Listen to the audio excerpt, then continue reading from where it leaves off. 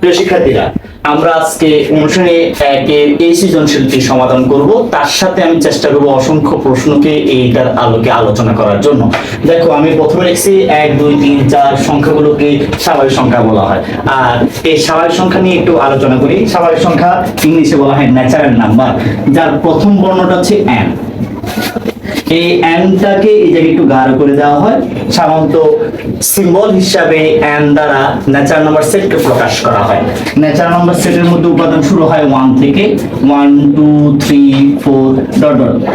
এই সংখ্যাগুলো আমরা সাধারণত পূর্ণ সংখ্যা হিসাবে চিনি।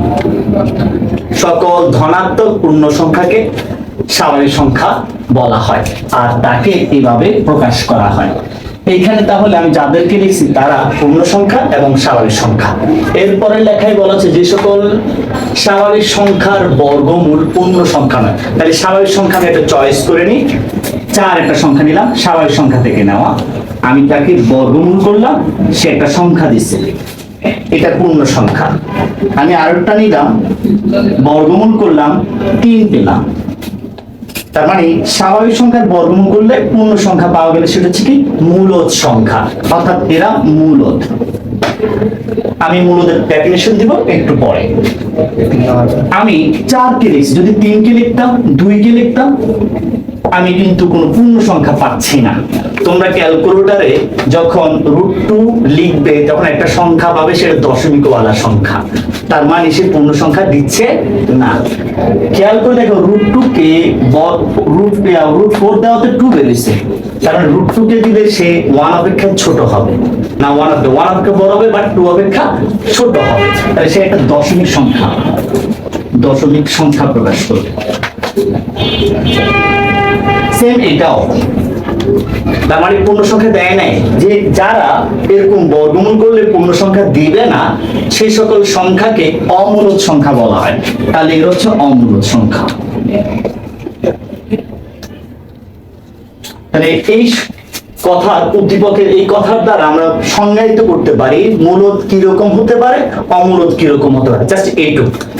এরপরে আসো √3 √7 √10 ইত্যাদি সংখ্যাগুলো অমূলদ সংখ্যা। যে কথাটা আমি এখানে বলছি এটা এখানে উদাহরণ হিসেবে দেওয়া আছে। এবার আমরা মূলদ কি অমূলদ কি তার আলোচনায় যাব।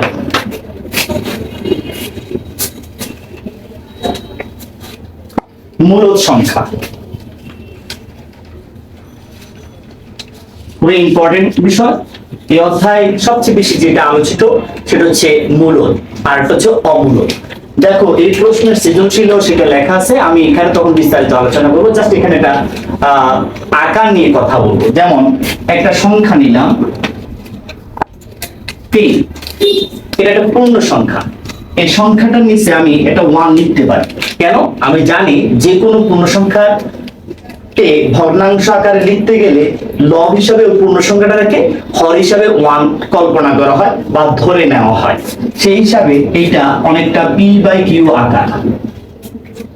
এই যে আকারটা p/q আকার, এইটা হচ্ছে মূলদ সংখ্যার ডেফিনিশনের অংশ। অর্থাৎ মূলদ সংখ্যা চিনতে হলে সংখ্যাটা p/q আকার হতে হবে। সকল পূর্ণ সংখ্যা, এক কথায় সকল পূর্ণ সংখ্যা হচ্ছে মূলদ সংখ্যা। 2 নাম্বার, সকল দশমিক সংখ্যার মধ্যে যারা p/q আকারে আসবে, অর্থাৎ আমি 2/5 লিখলাম, 2.5 লিখলাম। ছোটবেলায় আমরা শিখছিলাম, মা পিটায় শিখাইছিল, যারা শিখে নাই তাদের পাছার মধ্যে আলপনা আঁকাই দিছিল। মায়ের মায়ের তো সবাই কিছু বলতে পারে না, কাউকে দেখাইতেও পারে না, কারণ আলপনা আঁকিয়ে দিচ্ছিল, বুঝছো? তো সেই জায়গায় আমরা শিখছিলাম দশমিকের জন্য একটা 1 বসাইতে হবে।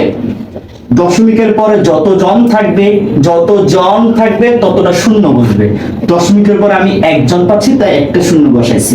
উপরে পুরোটা দশমিক ছাড়া সংখ্যামান হিসাবে বসবে, অর্থাৎ দশমিক থাকবে না, এটাকে সংখ্যামান বলা হয়। এই যে আকারটা, সেটা p/q আকার কিনা বলতো?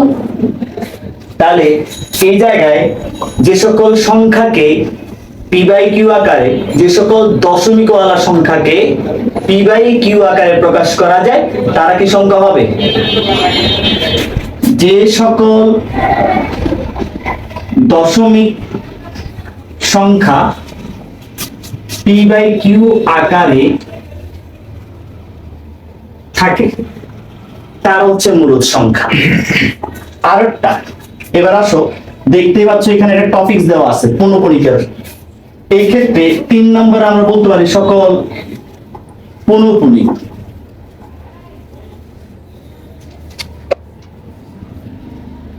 লিখি আমরা, পৌনঃপুনিক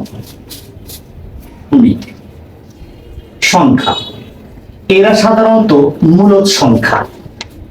যে সকল সংখ্যাকে পি বাই কিউ আকারে লেখা যাবে না, যেমন 2.5, 6, 7 ডট দিলাম, সংখ্যার দিকে খেয়াল করতে পারো। ওই যে এই এক্সাম্পলটা এখানে এক্সপ্লেইন করতে পারো। দশমিকের জন্য একটা এক, দশমিকের পরে কতজন আছে সেটা কিন্তু বলা যাচ্ছে না, তাই এইখানে ওই সংখ্যক শূন্য লিখতে পারতেছি না বলে এইটাকে এই আকারে লেখা যায় না, তাই তার হচ্ছে অমূলদ সংখ্যা। অমূলদ সংখ্যার মধ্যে আমরা অনেকগুলো পাই থিম হিসাবে অমূলদ সংখ্যা। এই অমূলদের মধ্যে দেখবে ভগ্নাংশ আকারে প্রকাশ করা যায় না, অর্থাৎ পি বাই কিউ আকারে প্রকাশ করা যাবে না। 2 নম্বরে দেখবে যে সকল পূর্ণ সংখ্যাকে বর্গমূল করলে, অর্থাৎ ওই যে লাইনটা স্বাভাবিক সংখ্যার বর্গমূল পূর্ণ সংখ্যা নয়, সে সকল সংখ্যা অমূলদ সংখ্যা। এরকম যত সংখ্যা পাবা সব অমূলদ সংখ্যা হবে, এক কথায় মৌলিক সংখ্যা। রুটের ভিতরে মৌলিক সংখ্যা সবসময় অমূলদকে নির্দেশ করে, অলওয়েজ অমূলদ হবে। এই ছাড়া দেখো 3 নম্বরে যে বলতে পারি আমরা ঘনমূল পাওয়ার 5 পাওয়ার 7, বুঝতেছো কথাটা? দেখো পাওয়ার 3 এটা হচ্ছে ঘনমূল, পাওয়ার 1/5 পাওয়ার 1/5 পাওয়ার 1/7 ভগ্নাংশ আকার। মূল মানে ভগ্নাংশ আকার, বুঝতে হবে এটা। এর আগে যেটা আমরা শিখছিলাম পাওয়ার 2, এটা পূর্ণ সংখ্যার বর্গ, পূর্ণ সংখ্যার কি সব মূলদ সংখ্যার অংশ। বাট যখন পাওয়ারটা ভগ্নাংশ আকার হবে সেটা অমূলদ হবে।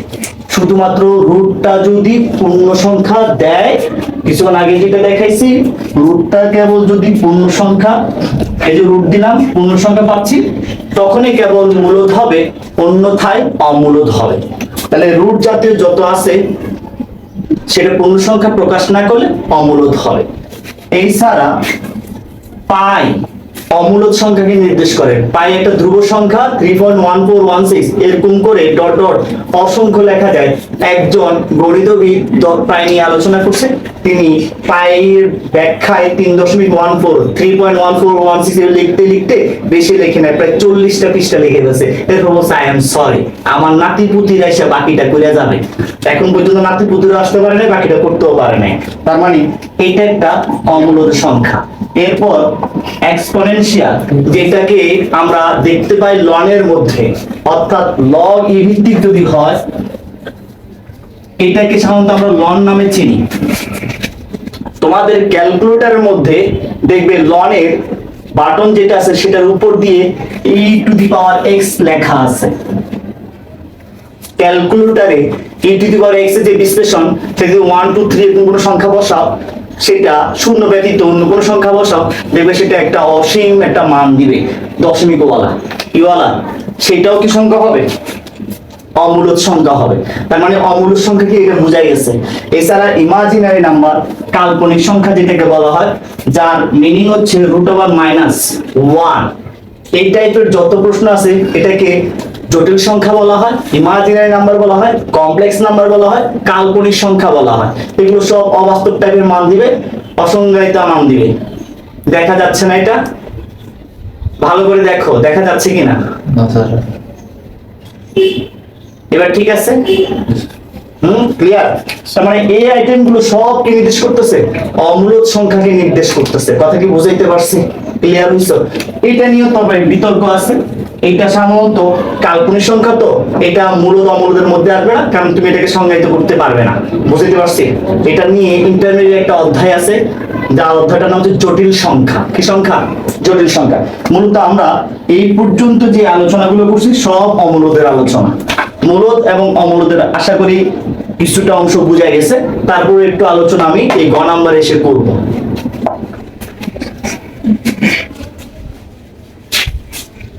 ছেলেগুলো অনেক ভদ্র, আজকে যে ভদ্রতার পরিচয় দিচ্ছ এটার জন্য আল্লাহ যেন তোমাদেরকে আখিরাতে পুরস্কৃত করে। তাহলে এবার দেখি ক নম্বর প্রশ্নের জবাব। ক নম্বর প্রশ্নে আমরা দেখতে পাচ্ছি লেখা আছে 5.203 পৌনপুনিক 6.7 পৌনপুনিক।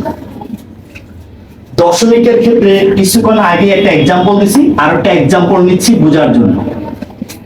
যেটা আমরা 9 এর আগে ছোটবেলা থেকে শিখে আসছি দশমিকের অঙ্ক। দশমিককে সাধারণ ভগ্নাংশে প্রকাশ করার জন্য আমরা দশমিকের বদলে 1 বসাইছিলাম, দশমিকের পরে যতজন তত শূন্য বসাইছিলাম। এটা সবাই মনে আছে। কিন্তু পৌনপুনিকের অঙ্কের ক্ষেত্রে মনে রাখতে হবে এই জায়গায় দশমিকের পরে দুই ধরনের অঙ্ক আছে, সংখ্যা না, পুরাটা সংখ্যা। দশমিকের পরে এদেরকে আমরা অঙ্ক হিসাবে বলবো, ঠিক আছে না? এমনি সংখ্যা, যে কোনো সংখ্যা 2 3 5 এই হিসাবে সংখ্যা, এটাকে একক স্থানীয় অঙ্ক, এটাকে দশক স্থানীয় অঙ্ক, এটাকে শতক স্থানীয় অঙ্ক বলে। এটা তো আমরা ক্লাস 3 তে পড়ে শিখে ফেলছি। আমরা এখানে যেটা বলতে চাচ্ছি সেটা হচ্ছে পৌনপুনিকের ক্ষেত্রে মনে রাখবে দুই ধরনের অঙ্ক দেখা যায় দশমিকের পরে, একটা আবৃত আর একটা হচ্ছে অনাবৃত। একটা হচ্ছে আবৃত, পৌনপুনিক ওয়ালা, পৌনপুনিক ওয়ালা, আবৃত ঢাকনাওয়ালা, কাপড় পরানোওয়ালা, কাপড় ছাড়া, অনাবৃত। আমার কথা না, বইয়ের কথা। এটার নাম দিচ্ছে আবৃত, আর এটার নাম কি দিচ্ছে? অনাবৃত। আবৃত মানে তো বুঝো কাপড় পরছে, আর এটা হচ্ছে অনাবৃত, পরে না। কি মনোযোগ দেখছো, যখন এই আলোচনা শুরু করছি এতক্ষণ মনোযোগ ছিল না, যখন এই ঢাকনাওয়ালার কথা বলছি তখন মনোযোগ চলে আসছে। এটা ভালো গুণ, ভালো গুণ। যেহেতু আমাকে দশমিকের বদলে 1 বসানোর কথা ছিল না, কিন্তু এখানে মনে রাখতে হবে যেহেতু দুই ধরনের অঙ্ক আছে, পৌনপুনিক আছে যেহেতু মনে রাখতে হবে যতটা পৌনপুনিক ততটা সর্বোচ্চ অঙ্ক বসবে। আর অঙ্ক কাকে বলে সেটা আমরা জানি, যারা জানো না আজকে জেনে রাখো।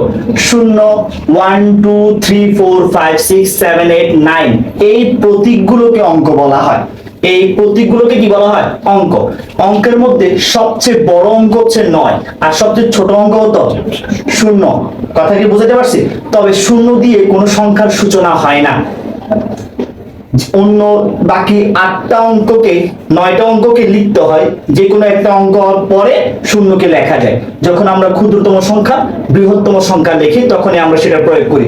বিশেষ করে ক্ষুদ্রতম অঙ্ক করার ক্ষেত্রে 2 0 5 3 এই ক্ষেত্রে তুমি সবসময় 3 2 0 3 দিয়ে শুরু করো, তাই না? শূন্যকে আগে দিয়ে লেখো না। বুঝতে পারছি কথাটা? ঠিক তেমনি ভাবে যখন আমরা এই জায়গায় হিসাবটা করতে হবে, সবচেয়ে ক্ষুদ্র বসাইতে পারবো না, পৌনপুনিক থাকলে সর্বোচ্চ বসাইতে হবে, আর সর্বোচ্চ অঙ্ক হচ্ছে 9। পৌনপুনিক কয়জনের উপর আছে? দেখা যাচ্ছে মনে হচ্ছে 2 জন। না, এটা অনেকটা বর্ডারের মতো। বর্ডারের মধ্যে যারা আছে সবাই একই রকম হবে। তাহলে পৌনপুনিক 3 এবং 7 এর মাঝখানে 6 আছে, মানে 6 এর উপরও কি আছে? পৌনপুনিক আছে। কথা কি বুঝাইতে পারছি? এটা অনেকটা বাংলাদেশ সীমানার মতো। বাংলাদেশের সীমানায় কি থাকবে? পতাকা থাকে। যারা বাংলাদেশে বাস করবে বা বাংলাদেশে থাকে তারা হচ্ছে বাংলাদেশী। এটার জন্য আর তার গায়ে পতাকা লাগাইতে হবে না। ক্লিয়ার? ঠিক তেমনি ভাবে এই পৌনপুনিকের বর্ডারের মধ্যে যারা থাকবে সবাই কি হবে? পৌনপুনিক হবে। তাহলে পৌনপুনিক আছে 1টা 2টা 3টার উপর, তাই না? তাহলে 3টা 9 বসবে। কয়টা 9 বসবে? দশমিকের পরে প্রথম পৌনপুনিকের আগে, দশমিকের পরে প্রথম পৌনপুনিকের আগে কয়জন আছে অনাবৃত? 2 জন। তাই 2টা শূন্য, যে যারা অনাবৃত তাদের জন্য শূন্য বসে, 2টা শূন্য বসে। পুরাটা সংখ্যা মান হিসাবে লেখো। সংখ্যা মান মানে দশমিক ছাড়া, পৌনপুনিক ছাড়া।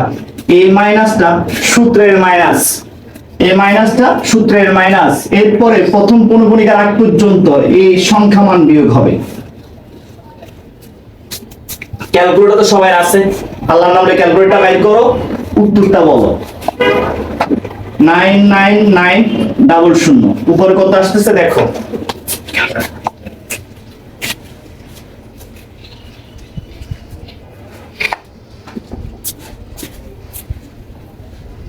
520 367 মাইনাস 520 কত আসতেছে?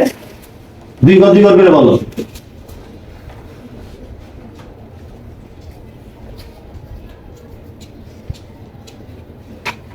কারো কাছে কি ক্যালকুলেটর নাই? 51 98 47 দেখতে দেখা যাচ্ছে এটা বিজোড় 7 আর এখানে 0, তার মানে আর কাটাকাটি করা যাবে বলে মনে হয় না। এই অবস্থায় এটাই হচ্ছে আমাদের সাধারণ ভগ্নাংশ, এটাই হচ্ছে আমাদের আনসার। এইভাবে তাহলে আমরা 15 থেকে ভাঙার নিয়মটা শিখে গেছি। বিশেষ করে যে কথাটা বলছি এখানে এটা মনে রাখতে হবে, তাহলে যে কোনো পরিমাণ অঙ্ক দিলে তুমি পারবে। কথা কি বোঝা গেছে? আমি ক নম্বরের আলোচনা ক্লোজ করলাম। ক নম্বরের আলোচনা খুব ইম্পর্টেন্ট আলোচনা। ক নম্বর প্রশ্নটা দেখে খেয়াল করি আমরা। দেখো, দেখাও যে যে কোনো 4টি ক্রমিক স্বাভাবিক সংখ্যার গুণফলের সাথে 1 যোগ করলে যোগফল পূর্ণবর্গ সংখ্যা হয়। তাহলে আমি যে কোনো 4টা সংখ্যা নিই, বোঝার জন্য নিচ্ছি 1 2 3 4। এটা 4টা স্বাভাবিক সংখ্যা কিনা, সিরিয়ালে নিলাম 4জনকে গুণ করলে আমরা কত পাচ্ছি? দেখো 2 একে 2 3 গুণে 6 4 6 24 পাচ্ছি। এই 24 সাথে 1 যোগ করো 25 হচ্ছে। 25টাকে আমরা 5 স্কয়ার লিখতে পারি। তাহলে আমাদের যে প্রশ্ন ছিল যে কোনো 4টি ক্রমিক স্বাভাবিক সংখ্যার গুণফল সাথে 1 যোগ করলে যোগফল পূর্ণবর্গ সংখ্যা হয়। দেখো তো আমরা যে সংখ্যাটা পাচ্ছি 25, সেটাকে 5 স্কয়ার লেখা যায়। তাহলে 25টা হচ্ছে পূর্ণবর্গ সংখ্যা। তাহলে পূর্ণবর্গ সংখ্যা কারা? 4, যাকে আমরা 2 স্কয়ার লিখতে পারি, 9 যাকে আমরা 3 স্কয়ার লিখতে পারি, 16 যাকে আমরা 4 স্কয়ার লিখতে পারি, 25 যাকে আমরা 5 স্কয়ার লিখতে পারি, 36 যাকে আমরা 6 স্কয়ার লিখতে পারি। তাহলে এই জাতীয় যতগুলো সংখ্যা আছে এরা কি সংখ্যা? পূর্ণবর্গ সংখ্যা। আমি কি বুঝাইতে পারছি কথাটা? এবার একজন তো বলতেই পারে যে 1 2 3 4 নিব, কারণ আমরা 100 নিব, 101 102 103 104 হতে পারে। আরেকজন বলতে পারে না আমি 7 8 9 শুরু করতে পারি। এক একজন এক একটা বলতে পারে। তাই আমরা কোন সংখ্যা দিয়ে এটার সলিউশনে যাব না, আমরা সংখ্যার মধ্যে চলককে ব্যবহার করব। তাহলে এই চলক দিয়ে সকল প্রশ্নের জবাব হয়ে যাবে, সকল সংখ্যাকে প্রকাশিত হয়ে যাবে। তাহলে আমরা সংখ্যার বদলে চলক নিব। লিখি, মনে করি 4টি ক্রমিক স্বাভাবিক সংখ্যা যথাক্রমে, একটু খেয়াল করো, ক্রমিক হবে এবং স্বাভাবিক সংখ্যা হবে। তার মানে তুমি মাইনাস নিতে পারবা না, শূন্য নিতে পারবা না। ক্রমিক মানে সিরিয়াল অনুসারে নেবে, যা শুরু করবে চাইলে ছোট থেকে বড় দিকে যেতে পারো, বড় থেকে ছোট দিকে যেতে পারবা, কোনো সমস্যা নেই। তবে আমাদের হিসাবের সুবিধার্থে আমরা সব সময় সংখ্যা কাউন্ট করি ছোট থেকে বড় দিকে। অর্থাৎ আমরা 100 99 97 98 করে আসি না, আমরা আসি কিভাবে 1 2 3 এভাবে করে যাই, তাই না? তাহলে আমরা একটা যদি x হয়, পরেরটা হবে x + 1, তারপরটা কত হবে x + 2, তারপরটা x + 3। তাহলে আমরা কয়জনকে নিলাম? 4 জনকে নিচ্ছি। এবার বলছে 4 জনকে কি করতে হবে? গুণ করতে হবে। সুতরাং 4টি সংখ্যার গুণফল সমান সমান x * x + 1 x + 2 x + 3। আমরা 4টা সংখ্যা নিছি, গুণ আকারে নিতে বলছে, গুণ আকারে নিছি। এরপর প্রশ্ন আমাকে বলেছে 1 যোগ করো। তুমি চাইলে প্রশ্ন মতে ব্যবহার করতে পারো, অথবা এইখানে দিয়ে লিখতে পারবে, এখানে বা প্রশ্ন মতে বা শর্ত মতে, তোমার ইচ্ছা। এটাকে প্রশ্ন মতে লিখবো, শর্ত মতে লিখবো, শর্ত মতে। তাহলে x * x + 1 x + 2 x + 3, 4টা গুণ আকারে আছে, তার সাথে 1 যোগ করতে বলছে, সমান। মনে রাখবে কয়েকদিন আগে আমি উৎপাদকে বিশ্লেষণের জন্য কয়েকটা ভিডিও আপলোড করছিলাম। সেই জায়গায় আমি এই টাইপের একটা প্রশ্নের সমাধান করতে বলছিলাম, যদি পদ সংখ্যা একই পদ সংখ্যার মধ্যে যদি পদ আলাদা আলাদা করে চিন্তা করলে 3 এর অধিক হয়, অর্থাৎ 3টার অধিক পদ গুণাকারে থাকে, 1 2 3 4টা, দেখো 4টা পদ এখানে গুণাকারে বসে একটা পদকে প্রকাশ করতেছে। এমন অবস্থায় তোমাকে ক্যালকুলেশন করতে হলে অবশ্যই এটাকে সাজাইতে হবে, যাতে দুটা দল গঠন করা যায়। সেই দুটা দলের প্রথম দুটা পদ সমান হয়, একই রকম হয়। তাহলে দেখো যুক্তিটা কি, এই এক্স গুলোর আগে এক ব্যতীত কোনো সংখ্যা নাই, কোনো সহগ নাই, এক ব্যতীত কোনো সহগ নাই। সেই ক্ষেত্রে যুক্তিটা দেখো, তুমি যদি 2 আর 1 হিসাব করো, 2 আর 1 যোগ করলে 3 হয়। এখানে কিন্তু x এর সহগ 1, তার মানে নতুন কোন সংখ্যা এখানে নাই। এই 3 মিলে গেছে 3, তাহলে 3টা x পাচ্ছ এই দুজনের মধ্যে। এখানেও দেখো 3টা x পাচ্ছ, 2টা x একটা x, এই যে 1 এর জন্য x পাবা, গুণ করলে 2 দিয়ে এটা গুণ করলে 2x পাবা, তাহলে 3x হচ্ছে। এই 3x এর সাথে গুণ করলে 3x হয়ে যাচ্ছে। তাহলে আলটিমেট হিসাবটা এরকম করে করা যেতে পারে। ক্লাস 1 দেখো সাজানে যে শর্তটা ছিল, দুইটা দল গঠন হবে, সেই দুইটা দলের প্রথম দুইটা পদ সমান হবে। দেখো গুণ করি, x স্কয়ার 3 দিয়ে x এর সাথে গুণ করলে 3x, এই জায়গায় যদি গুণ করি x দিয়ে গুণ করলে x স্কয়ার, x আর 2 গুণ করলে 2x, 1 দিয়ে যদি গুণ করি 1 আর x গুণ করলে একটা x, 1 আর 2 গুণ করলে 2 প্লাস 1। দেখো আমি যে শর্তটা দিছিলাম সেই শর্তটা এখানে মিলে গেছে, দুইটা x আর একটা x মিলে 3টা x হইছে প্লাস 2। আমি বলছিলাম দুইটা দল গঠন হবে, সেই দুইটা দলের প্রথম দুইটা পদ সমান হবে। দেখো দুইটা পদ সমান হয়ে গেছে, প্লাস 1 এই সেই প্লাস 1। এই অবস্থায় আমরা এই যে দুইটা পদ সমান করছি, এটার উদ্দেশ্য ছিল এই দুইটার বদলে একজনকে বসিয়ে দেওয়া। আমরা সেই হিসাবে p লিখতেছি, এই যে x স্কয়ার প্লাস 3x এর জায়গায় p লিখলাম, তাহলে এখানে থাকে p প্লাস 2 এই সেই প্লাস 2 প্লাস 1। তার মানে আমরা কি ধরছি সেটা লিখে দিব, ধরি x স্কয়ার প্লাস 3x সমান সমান p। তাহলে p x square plus 3x এর পরিবর্তে বসছে। এরপর লাইনটা এদিকে খেয়াল করি, p দিয়ে যদি p কে গুণ করা হয় p স্কয়ার পাওয়া যাবে, p এর সাথে 2 গুণ করলে প্লাস 2p পাওয়া যাবে, প্লাস 1 এসে প্লাস 1। এবার একটু খেয়াল করো, তুমি যখন স্কয়ার দেখতে পাচ্ছ এবং পদ সংখ্যা 1 2 3টা পাচ্ছ, সাথে সাথে তোমার মাথায় a plus b whole square, a minus b whole square সূত্র দুটো মাথায় চলে আসবে আলটিমেট। তারপর সূত্র তোমাদের ধারণা আছে, আমি সাজাই লিখতেছি, যাদের সূত্র নিয়ে কনফিউশন তারা এখানে একটু খেয়াল করতে পারো। a square plus 2ab plus b square মানে হচ্ছে a plus b whole square.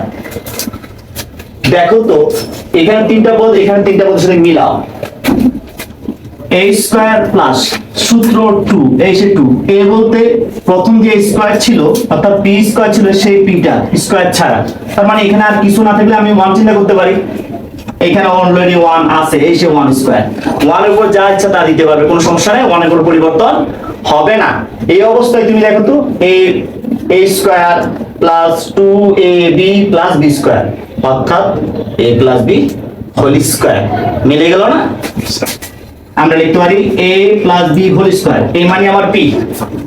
দেখো তো আমি যে কথাটা বলছিলাম পূর্ণবর্গ আকার আসছে কিনা দেখো তো, p তো আমার প্রশ্নে ছিল না, আমি p নিয়ে কোথাও কি আলোচনা করি নাই, পিটাকে ধরে নিয়েছিলাম, তাই p এর বদলে যেটা ধরছিলাম সেটা বসিয়ে দিব, x square plus 3x a plus 1 x plus 1 পুরোটা কি আছে, যে পূর্ণবর্গ সংখ্যার কথা বলা হয়েছিল সেটা চলে আসছে কিনা দেখো তো। এখন তুমি x এর জায়গায় যা ইচ্ছা তা বসাতে পারো, তবে শর্ত কি, সেটা স্বাভাবিক সংখ্যা হইতে হবে। কি হইতে হবে? চলে আসছে কিনা লিখতে পারো, যা একটি পূর্ণবর্গ সংখ্যা।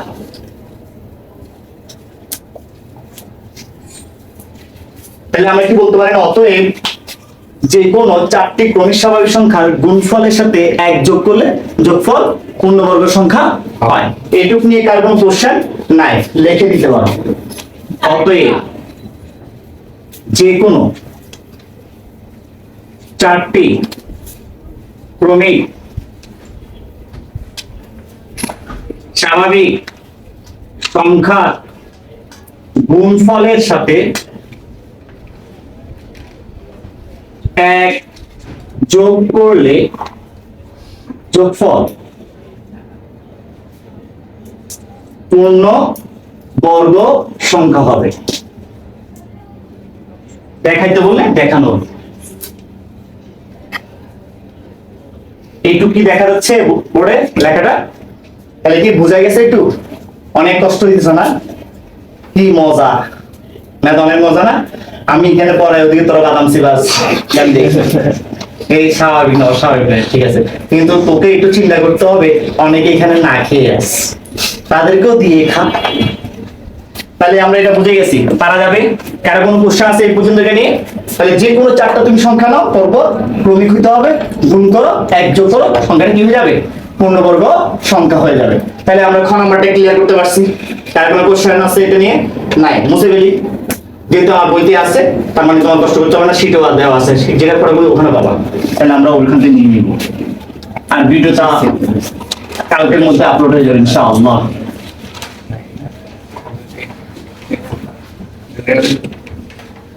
হ্যাঁ অমর, তোমার কথাগুলো আমার কেন জানি ভিডিওতে চলে আসতে চাচ্ছে, তুমি কথাগুলো না বললেই চলে।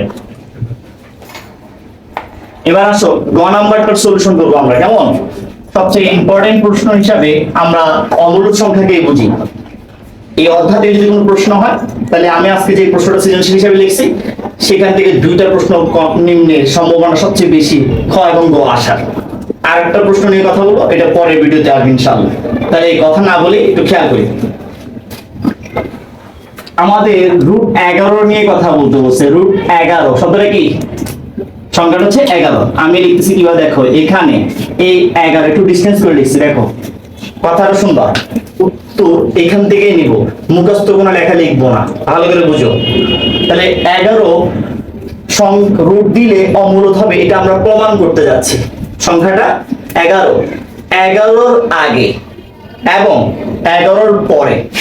11 আগে, 11 তো ছোট সংখ্যা না, 11-র পরে সংখ্যাটা 11 থেকে বড় হবে না, এমন দুইটা সংখ্যা, ইমিডিয়েট দুইটা সংখ্যার কথা বলো যাদেরকে বর্গমূল করলে পূর্ণ সংখ্যা পাওয়া যায়। তার মানে 11 থেকে ছোট একটা সংখ্যা চিন্তা করি ইমিডিয়েট, যাকে বর্গমূল করলে কত পাবো? পূর্ণ সংখ্যা পাবো। কত? কিছুক্ষণ আগে লিখছিলাম আমি 9। তাহলে 9 থেকে 11 বড় চিহ্ন, ঠিক আছে।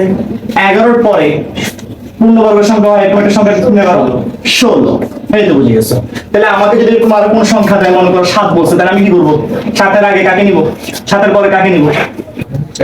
7-এর আগে 4 কে নিব, 7-এর পরে 9 কে নিব। বুঝে যাচ্ছে কথাটা?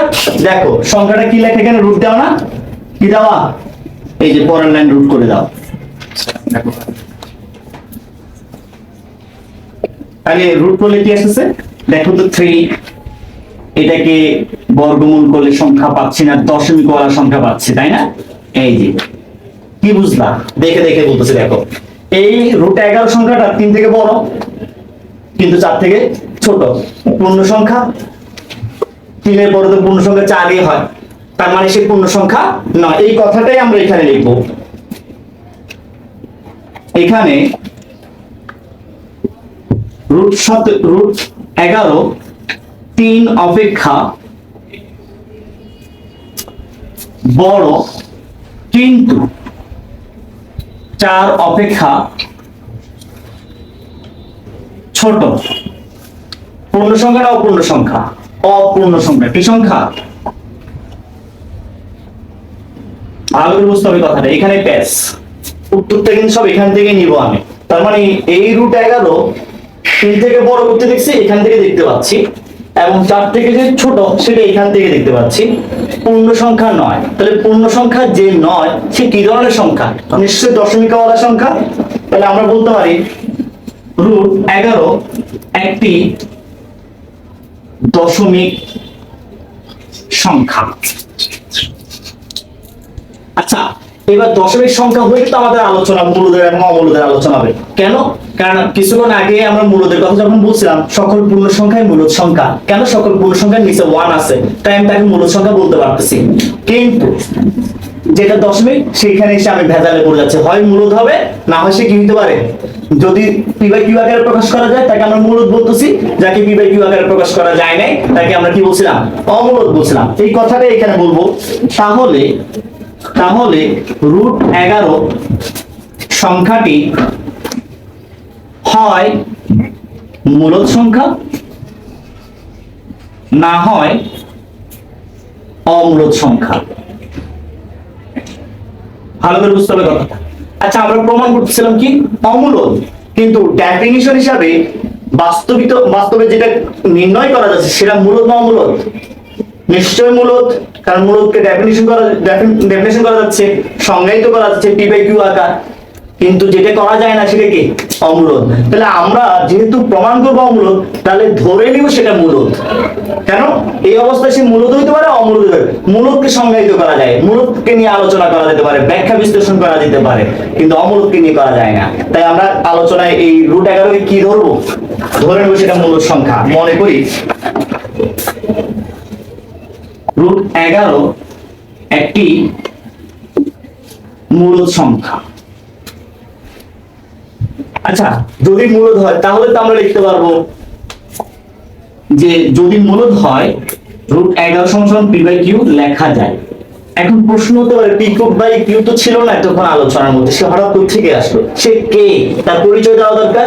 এই অবস্থায় এসে আমি লিখতে পারি যেখানে, হ্যাঁ লালা স্যার একটু বেশি হইতেছে মনে হয়, যেখানে পি ও কিউ পরস্পর সহ মৌলিক স্বাভাবিক সংখ্যা বলবো, কি বলবো, এবং কিউটা 1 অপেক্ষা বড় হইতে হবে। কিউটা কি হইতে হবে? হ্যাঁ, ব্যাখ্যা দিব, সমমৌলিকের ব্যাখ্যা দিব। দেখো কিছুক্ষণ আগে যখন মূলদের কথা বলছিলাম তখন বলছিলাম নিচেরটা কি হইতে পারবে না, শূন্য হইতে পারবে না। অর্থাৎ মনে আছে সকল পূর্ণ সংখ্যার বেলায় আমি লিখছিলাম নিচে 1 বলছিলাম, কিন্তু নিচে যদি শূন্য হইতো অসংজ্ঞায়িত হয়ে যেত, অবাস্তব। অর্থাৎ উপরে তুমি, নিচে কি হয়ে যাবে? অসংজ্ঞায়িত হয়ে যাবে। অর্থাৎ তুমি ডিমের উপর তার দিতে যাও না, ডিমটা ভেঙে যাবে। বুঝাইতে পারছি কথাটা? আইনস্টাইন হওয়ার দরকার নাই, কারণ আইনস্টাইন হইতে গিয়ে অলরেডি ডিমের দাম বাইরে গেছে। সেখানে আবার আইনস্টাইনের পরিচয় দিতে গিয়ে প্র্যাকটিক্যাল করতে গিয়ে দেখবা 13 টাকা ডিম নষ্ট হয়ে গেছে। দরকার নাই। তাহলে এবার একটু বুঝে নি, যদি শূন্য না হয় পি বাই কিউ আকারেরটা, কিউটা যদি শূন্য না হয় সেক্ষেত্রে সব মূল সংখ্যা হয়ে যাবে সিরিয়ালি। যেমন শূন্য না হলে 1 হতে পারে, আমি যদি 1 দিই মূল সংখ্যা, ঠিক আছে না? বাট এইখানে আমি কেন কিউ গ্রেটার দেন 1 লিখলাম? যদি আমি কিউ গ্রেটার দেন 1 না লিখে কিউ নট ইকুয়াল 0 লিখতাম, তাহলে তুমি বলতে হতো 1 লেখা যায়। তাহলে 1 হলে তো সে পূর্ণ সংখ্যা হয়ে যায়, আর সে পূর্ণ সংখ্যা হয়ে গেলে আমার আর এত কষ্ট করে আলোচনা করার দরকার ছিল না। আমি এখানে বলে আসছি সে অপূর্ণ সংখ্যা, তাই আমাকে অপূর্ণ সংখ্যা দেখানোর জন্যই আমি এখানে কিউ নট ইকুয়াল 0 লিখতে পারি নাই, লিখছি কিউ গ্রেটার দেন 1। অর্থাৎ আমাকে ভগ্নাংশ আকারে দেখাইতে হবে। কোন আকারে দেখাইতে হবে? অর্থাৎ পি বাই কিউ আকারটা দেখাইতে হবে। এই কারণে আমাদের বইয়ে দেখবা যখন মূলদের সংখ্যার ডেফিনিশন দিয়েছে সেখানে কিউ নট ইকুয়াল 0, কিন্তু যখন √2 √3 অমূল সংখ্যা প্রমাণ করো তখনই গিয়ে আমরা কিউ গ্রেটার দেন 1 দেখতে পাই। তার মানে কিউ গ্রেটার দেন 1 হলে এখানে তুমি 1 লিখতে পারবে না, 0 লিখতে পারবে না, 1 লিখতে পারবে, 2 3 4 5 6 7 এরকম সংখ্যাটা লিখতে হবে, তখন সে পি বাই কিউ আকার থাকবে। তাদেরকে বুঝাইতে পারছি। এবার আসলে সহমৌলিক কি তার ব্যাখ্যা আমি বোঝানোর জন্য একটা ভগ্নাংশ নিচ্ছি। দেখো 6/4। এই অবস্থায় তুমি কাটাকাটি করতে পারছো। দেখো 2 দিয়ে কাটলে 3 আসতেছে, এটাই কাটলে 2 আসতেছে। আর কাটাকাটি করা যায়? এই অবস্থায় 3/2 কাটাকাটি করা যায় না। আগে 6/4 ছিল লঘিষ্ঠ আকার না গরিষ্ঠ আকার? গরিষ্ঠ আকার, বড় আকার। সেটাকে কাটাকাটি করে ছোট আকার আনা হয়েছে, অর্থাৎ লঘিষ্ঠ আকার করা হয়েছে। এই অবস্থায় আর কাটাকাটি করা যায় না। তখন এই একজনের সাথে কি আরেকজনকে পরস্পরের সহমৌলিক বলা হয়, অর্থাৎ আর কাটাকাটি করা যাবে না। ভগ্নাংশে সবচেয়ে লঘিষ্ঠ আকার, লোয়েস্ট আকার, ছোট আকার। কথা কি বুঝাইতে পারছি? এইটাই এখানে বলা আছে সহমৌলিক হবে। দেখো এটা কেন, একটু পরে এটার ব্যাখ্যা বিশ্লেষণ আরো পাবে। পরের লাইন, আমরা এটাকে রুটটা বাদ দিতে চাই। রুট বাদ দিতে হলে আমাকে কি করতে হবে? বর্গ করতে হবে। বর্গ করতেছি, যে বর্গ করতেছি,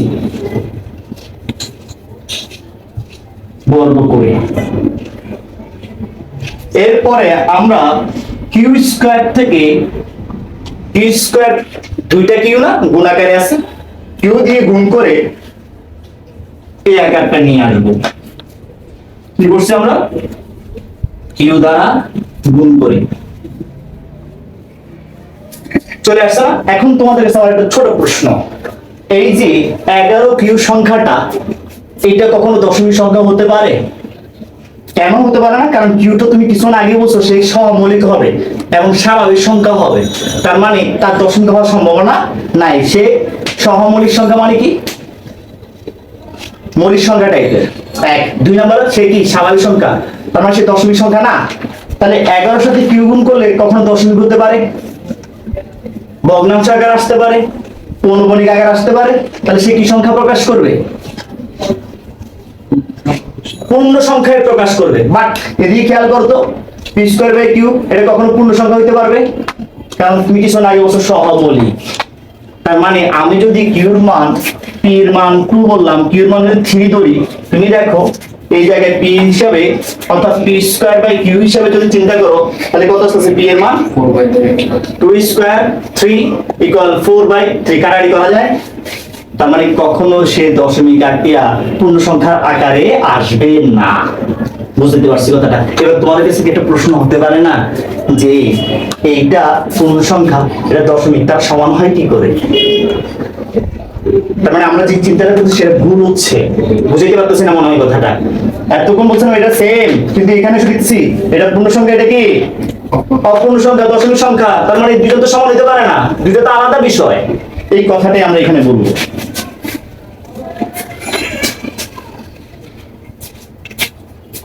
এখানে স্পষ্ট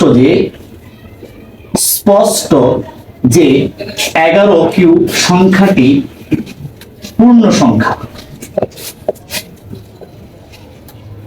এবং কিন্তু কোন সংখ্যাটা? পি স্কয়ার বাই কিউ কখনো পূর্ণ সংখ্যা হবে না। সেটা কি সংখ্যা? দশমিক সংখ্যা বা অপূর্ণ সংখ্যা। কিন্তু পি স্কয়ার বাই কিউ একটি অপূর্ণ সংখ্যা। তাহলে দুজন তো সমান হতে পারে না। এখন অপূর্ণ সংখ্যা কিভাবে? এই কথাটার কারণে সে অপূর্ণ সংখ্যা থাকবে, পূর্ণ সংখ্যা হইতে পারতেছে না। এই শর্তের কারণ। কেন না, এই কথাটা লিখে দিব। কেন না পি ও কিউ পরস্পর সহমৌলিক এবং কিউটা 1 অপেক্ষা বড়।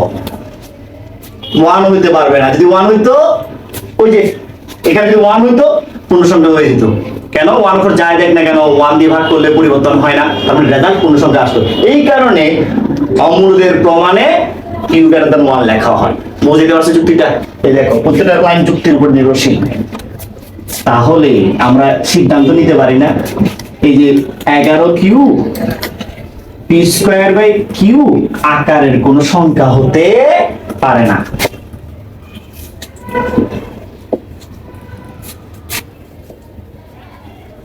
পারে না। এছাড়াও আমরা আরো বলতে পারি আকারের সংখ্যা বলতে পারে না। এক। 2 নাম্বার বিষয় বলতে পারি কিউ নট ইকুয়াল